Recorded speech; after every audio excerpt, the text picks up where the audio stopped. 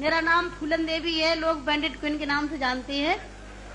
और हमें पता नहीं था कि इतना संघर्ष करने के बाद हम जिंदा रहेंगे और आज आप सबके बीच में भी पहुंचेंगे, इतना मान सम्मान भी हम पाएंगे, ये हमने कभी नहीं सोचा था।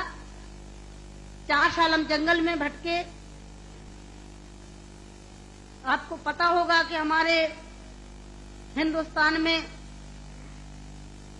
नहीं कहना चाहिए ऐसे मौके पर, कहूंगी, बताऊंगी जो मेरे पे बीती है, कि हमारे सामंतशाही लोग, पैसे वाले लोग और खासकर मैं जात का नाम लूंगी तो लोग कहेंगे दुबई में जाके जात पुकारी रहेंगे। ऐसे ऊंची जाति के लोग जो जात पात को मानते हैं, हम जैसे गरीबों को, दलितों को, दबे कुचलों को, अल्पसंख्यकों को एकदम ये सोचते हैं जी कीड़े मकोड़े हैं, जी इंसान नहीं है। तो उन लोगों को मैंने बताया कि मैं इंसान हूं, अगर हमें तुम मारोगे तो हम भी चुप नहीं बैठेंगे, हम भी जवाब देंगे।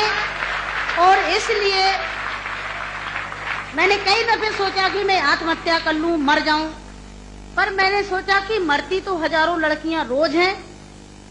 बताओ, हमें डाकू के नाम से जानते हैं लोग, डाकू, फूलन देवी डाकू। बताओ, मेरी 4 हाथ पैर हैं। कहते चम्मिल घाटी की है, चम्मिल घाटी की। चम्मिल घाटी मेरी माँ बाप है। अरे मैं माँ बाप से पैदा हुई हूँ, मेरा कसूर यही है कि मैं झोपड़ी में पैदा हुई, गरीब परिवार में पैदा हुई, दबी कुचली समाज में पैदा हुई, तो हमें जीने का अधिकार है नहीं। मेरे भाई और बहनों, मैंने कोई बुरा काम नहीं किया। मैं तो वहां भी मंच में बोलती हूँ, अब्बू भाई के साथ में तो कई सभाएं हुई हैं, बहुत बड़ी बड़ी सभाएं हुई हैं, कि मैंने कोई बुरा नहीं किया है। आपने सुना होगा, सुना का आप तो वहीं के सब रहने वाले हैं, कुछ हमारे भाई हैं यहाँ के, है कि एक सीता के कारण इतने बड़े जो रावण का आज तक पुतला फूंकते हैं, उसका यही कसूर था कि खाली एक औरत को उठा ले गया तो आज तक पुतला फूंकते हैं। मैंने क्या बुरा किया? मेरे साथ भी ऐसे रावणों ने अत्याचार किया, मैंने उन रावणों को जवाब दिया। फूलन देवी वो डाकू है, डाकू है। अरे वो तो माननीय मुलायम सिंह जी की देन है, नहीं नाम लेना चाहिए, जो आज हम समाज के अंदर खड़े हैं। और नहीं तो इतनी बड़ी साजिश रची थी, हमने कोई बुरा काम नहीं किया। जिन्होंने हमें सताया, हमें समाज में रहने लायक नहीं रखा, तो गुस्सा में इंसान अच्छा काम नहीं करता, गुस्सा में गलत ही करता है।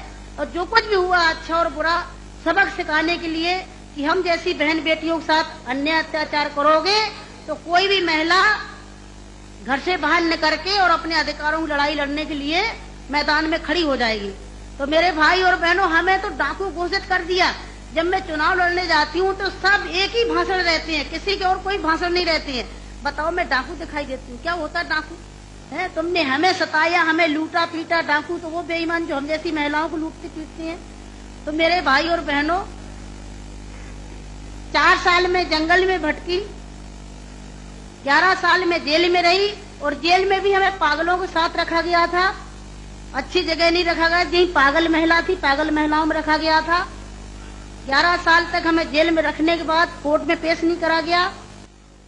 और जब जेल से छोड़े गए तो बहुत बड़ा हमारे हिंदुस्तान में तूफान आया कि इतनी बड़ी डाकू को छोड़ दिया गया, बहुत बड़ा अन्याय हुआ। बस आप सबका प्यार था, आशीर्वाद था, कुछ ऊपर वाले की भी दुआ थी, जो आज आप सबके बीच में